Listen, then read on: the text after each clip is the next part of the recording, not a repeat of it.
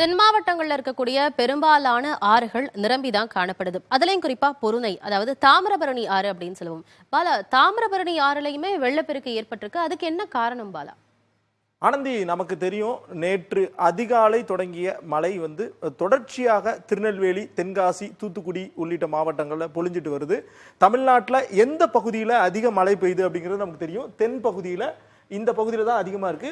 நம்ம இந்த மேப்ல பார்க்கறது தாமிரபரணி ஆற்றினுடைய படுகை. ஒரு ஆறு அப்படின்னா எங்க உற்பத்தி ஆகுதோ நேரடியா அது பெரிய ஆறா வந்துடும். இப்ப காவிரி ஆறை எடுத்துக்கிட்டோம் அப்படின்னா காவிரிக்கு நிறைய கிளை ஆறுகள் உண்டு. அது மாதிரி பொருணை நதி என கூறப்படுகின்ற இந்த தாமிரபரணிக்கும் பார்த்தீங்கன்னா 7 கிளையாறுகள் இருக்குது. அதை தான் நம்ம இந்த வடிவத்துல நம்ம அதாவது இப்ப இந்த ப்ளூ கலர்ல அந்த மார்க் பண்ணிருக்கிறது எல்லாமே தாமிரபரணி ஆறோட வழித்தடங்கள், கிளையாறுகள்னு சொல்றீங்க. ஆமா, இப்ப என்னென்ன கிளையாறுகள் இருக்கு அப்படின்னு நம்ம டிஸ்பிளேல பார்க்கலாம். முதல்ல மேல் தாமிரபரணி ஆறு. இதுதான் தாமிரபரணி உற்பத்தி ஆகிற ஒரு இடம். இது பாத்தீங்கன்னா பாபநாசம் அணையில இருந்து இது தோன்றுது. அடுத்ததாக மணிமுத்தாறு ஒரு முக்கியமான ஒரு கிளை நதி. பச்சையாறு ஒரு முக்கியமான ஒரு கிளை நதி. அடுத்து கடனா நதி அப்படின்னு சொல்லக்கூடிய ஒரு ஆறு. இது தென்காசி பகுதிகளில் உற்பத்தி ஆகும். செங்கோட்டை, தென்காசி பகுதியில் உற்பத்தி ஆகிற இந்த பகுதி. இது சிற்றாறு, நம்ம ஃபேமஸான குற்றால அருவியில் வர்ற தண்ணி சிற்றாறு வழியாக தான் நேரடியாக போகுது. அடுத்ததாக கடைசியாக உப்போடை. இது பார்த்தீங்கன்னா கருணாநதி, கருப்பாநதி டேம்ல இருந்து வெளியேறக்கூடிய அந்த உபரி நீர் இந்த இடத்துல சேருது. இந்த அத்தனை கிளை ஆறுகளும் ஒன்று சேர்ந்து இந்த பகுதியில், முக்கூடல் பகுதியில் தான் ஒன்று சேர்ந்து, அதாவது ஒவ்வொரு ஆறும் ஒவ்வொரு விதமான டிஸ்டன்ஸ்ல சேருது. குறிப்பாக மேல் தாமிரபரணியிலிருந்து பச்சையாறு சேர்ற இடம் சேரன்மாதேவி. அதே மாதிரி மணிமுத்தாறு சேர்ற இடம் 26 கிலோமீட்டர் தள்ளி. இந்த மாதிரி ஒவ்வொரு கிலோமீட்டர்லையும் ஒவ்வொரு ஆறு சேருது. மொத்த தாமிரபரணி ஆறு உற்பத்தி, அதாவது மலையில உற்பத்தி ஆகி கடல்ல கலக்கிற வரையும் இதோட டிஸ்டன்ஸ் பாத்தீங்கன்னா 126 கிலோமீட்டர் நீளம் கொண்டதாக இருக்கிறது.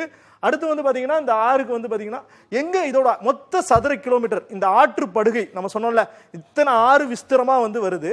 இது எல்லாமே சேர்ந்து தாமிரபரணி ஆறு கடல்ல கலக்கிற வரையும் இருக்கிற மொத்த பாசன பகுதி 5717 சதுர கிலோமீட்டர். அதாவது சென்னை மாவட்டம் மாதிரி 12 சென்னை மாவட்டங்களை சேர்ந்தா எவ்வளவு பெரிய பாசனம் இருக்கும்.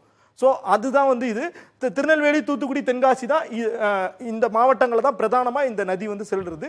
மேலும் நீர் உற்பத்தி ஆகும் இடம், இந்த விஷயம் தான் முக்கியம். நீங்க என்கிட்ட என்ன கேட்டிருந்தீங்க, ஏன் தாமிரபரணி ஆற்றுல வெள்ளப்பெருக்கு ஏற்படுது அப்படிங்கிறது. அடுப்புக்கல் மலை, அகஸ்தியர் மலை, செம்முஞ்சி மலை. இந்த அடுப்புக்கல் மலை இங்க இருக்கு, அகஸ்தியர் மலை இங்க இருக்குது, மற்றும் செம்முஞ்சி மலை இங்க இருக்கு. இந்த பகுதிகளில் குறிப்பாக நேற்று காலையில இருந்து இப்போ வரையும் 60 சென்டிமீட்டர் மழை பெய்திருக்கு. ஸோ அனைத்துமே உங்களுக்கு தெரியும், மேற்கு தொடர்ச்சி மலையில பெய்யுறது செற்றோடை மூலமாக நேரடியாக ஒவ்வொரு கிளை நதிகளுக்கு சேருது. அங்கிருந்து ஏரிகள், கம்மாய்கள் மூலமாக வெளியேறுது. குறிப்பாக ஆறு உற்பத்தி ஆகும் இடத்தினுடைய உயரம் ரொம்ப முக்கியமான ஒரு பார்ட். 1869 மீட்டர். நேயர்களுக்கு புரியுற மாதிரி சொல்லணும்னா 2 கிலோமீட்டர் உயரத்துல உற்பத்தி ஆகுது நதி. அடுத்து பாத்தீங்கன்னா இந்த நதியினுடைய ஃப்ளோ எவ்வளவு தூரம் பாக்குதுன்னா, இந்த 2 கிலோமீட்டர்ல உற்பத்தி ஆகுறது 0 கிலோமீட்டருக்கு போகுது.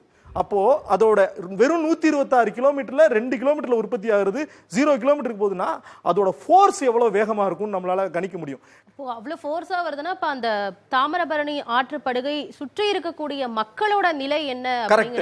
திருநெல்வேலி நகரத்தை எடுத்துக்குவோம். திருநெல்வேலி நகரத்தோட ஊடுருவி தாமிரபரணி ஆறு போகுது. திருநெல்வேலி நகரம் 76 மீட்டர் உயரத்துல இருக்குது.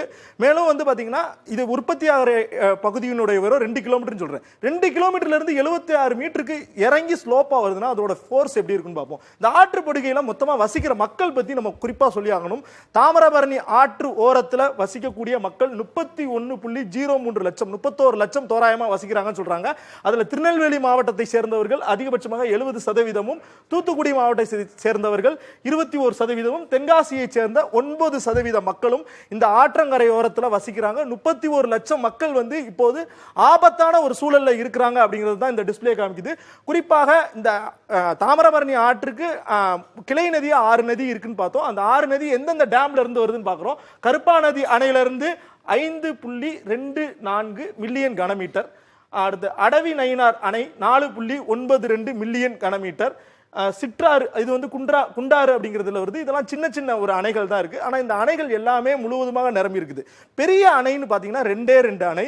ஒன்னு பாபநாசம் அணை, மற்றொன்று அதாவது பாபநாசம் அணையை தான் இந்த சேர்வலாறு அணை வந்து இருக்குது. பாபநாசம் அணை வந்து தாமிரபரணி மேல் அணைன்னு சொல்றாங்க. 155.76 மில்லியன் கனமீட்டர். கிட்டத்தட்ட இது வந்து மேட்டூர் அணைக்கு முக்காவாசி இந்த அணையோடைய சைஸ் இருக்கும். அப்போ நம்ம எப்படி இருக்கும் அப்படின்னு பார்த்துக்கோம். மணிமுத்தாறு அணையும் பார்த்தீங்கன்னா 156. மற்ற எல்லாமே டபுள் டிஜிட் தான், 12, 15, 4. அப்போ மணிமுத்தாறும் பாபநாசம் அணையும் முழுவதுமாக நிரம்பி மொத்தமா உபரி நீர் வந்து வெளியேற்றப்படுது. அந்த உபரி நீர் தற்போது 1 லட்சம் கன அடியாக வெளியேறி கொண்டிருக்கிறது. இந்த தடுப்பணைகளை பத்தி நம்ம பேசி ஆகணும். இந்த 126 கிலோமீட்டருக்கும் வந்து பாத்தீங்கன்னா மொத்தம் 109 தடுப்பணைகள் இருக்குது. எந்த பகுதியில கடல்ல கலக்குது அப்படின்னா தூத்துக்குடி மாவட்டம் சக்குமுகம் மற்றும் பாளையக்கல் அப்படிங்கிற 2 பகுதி. ஆத்தூர்ல, அதாவது தூத்துக்குடியிலிருந்து திருச்செந்தூர் போறவங்களுக்கு தெரியும், ஆத்தூர் அப்படிங்கிற கிராமத்துல தான் இது வந்து கடல்ல கலக்கும். இப்ப கடல்ல கலக்கிற அந்த பகுதியிலேயே வந்து பாத்தீங்கன்னா அதிக அளவிற்கான அந்த முகத்துவாரத்துல தண்ணீர் வெளியேறதாக கூறப்படுது. தற்போதே 1 லட்சம் கன அடி அளவிற்கு, அதாவது இந்த கிளையாறுகள்ல இருந்து அனைத்து எல்லா அணைகளும் வந்து 90% நிறைவடைஞ்சது. இது நிரம்பிய நீர் வந்து மொத்தமா வெளியேறும் போது இந்த திருநெல்வேலி நகரத்துல இது அடையும் போது இது ஒரு 1 லட்சம் கன அடியாக வெளியேறி கொண்டிருக்கிறது. இன்னைக்கு இரவும் வந்து மழை அதிகமாகும் பட்சத்துல மேலும் வந்து இந்த 1 லட்சம் கன அடி, 1.5 லட்சம் கன அடி, 2 லட்சம் கன அடி அப்படின்னு போகும்போது இன்னும் நிலைமை மோசமாகலாம். தாமிரபரணி ஆற்றினுடைய வெள்ளப்பெருக்கிற்கு காரணம் இதுதான் ஆனந்தி. தாமிரபரணியாரோட வெள்ளப்பெருக்கிற்கு என்ன காரணம், அதோட கிளையாறுகள்லாம் எங்க இருக்கு, எங்க உற்பத்தி ஆகுது அப்படின்னு சொல்லி பல்வேறு தகவல்களை எங்க கூட பகிர்ந்து கொண்டீங்க. நன்றி வாலவேல்.